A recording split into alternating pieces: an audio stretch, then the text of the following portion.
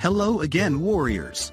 Today, we will address a crucial question: leadership and how to be an effective and ethical leader.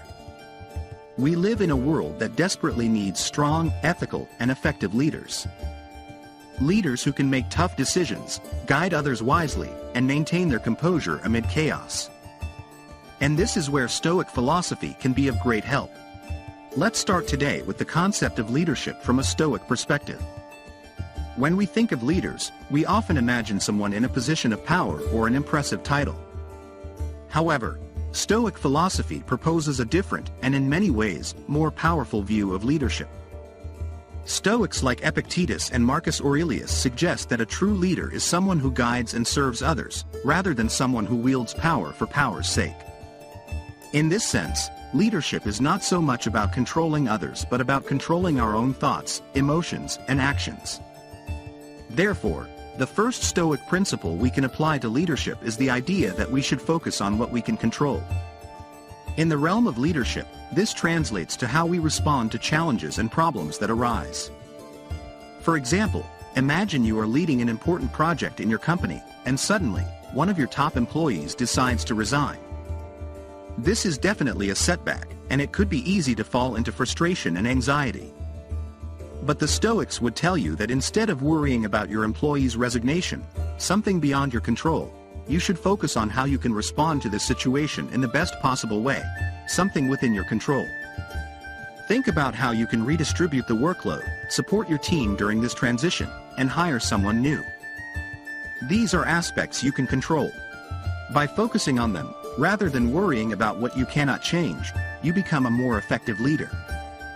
Moreover, this approach will help you maintain composure amid chaos. Leaders who can remain calm, even in adversity, are the ones their teams turn to for guidance and support. And that's precisely what Stoicism can help you achieve.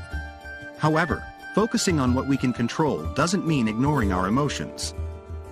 As human beings, it's natural to feel a wide range of emotions, especially in challenging situations. But the key is not allowing our emotions to control us. Instead, we can acknowledge our emotions, allow ourselves to feel them, and then consciously decide how we want to respond to them. It's essential to remember that the Stoics were not against emotions. In fact, they believed that emotions were a natural and integral part of the human experience. However, they also knew that uncontrolled emotions could lead us to make irrational decisions and act in ways we might later regret. Therefore, the first step to becoming an effective Stoic leader is to learn to manage your emotions and focus on what you can control. Now, let's talk about another crucial principle: virtue as the supreme good. For the Stoics, virtue was the only thing truly valuable in life. According to this philosophy, wealth, status, fame, even health, are indifferent things. They can be helpful or harmful, but they are neither good nor bad in themselves. What truly matters, according to the Stoics, is how we use these things and how we behave. This principle has significant implications for leadership. In many organizations, leaders are rewarded for achieving quantitative goals, such as sales or profits. But the Stoics remind us that the true measure of a leader is not how much money they make for their company, but how they behave in the process. A Stoic leader always strives to act with integrity, justice, and respect for others, regardless of the circumstances. This type of leader genuinely cares about their team, listens to their ideas and concerns, and strives to create a positive and constructive work environment. Furthermore, a Stoic leader understands that their true value does not lie in their status or power but in their character and their ability to do good. As Marcus Aurelius said, "What makes a man noble is doing his job well and not being another man than the one he is." This means that a Stoic leader is not swayed by flattery or discouraged by criticism. Instead, they strive to be the best version of themselves, regardless of external circumstances. So, I encourage you to reflect on how you can apply this principle to your own leadership. How can you act with more virtue in your work? How can you treat your team members with more respect and fairness? How can you maintain your integrity, even when facing external pressures? Remember, the path of Stoicism is not easy. It requires courage, determination, and self-control. But it can also offer you great peace of mind and a profound sense of purpose. And that brings us to another crucial Stoic principle for leadership, the concept of fate and acceptance.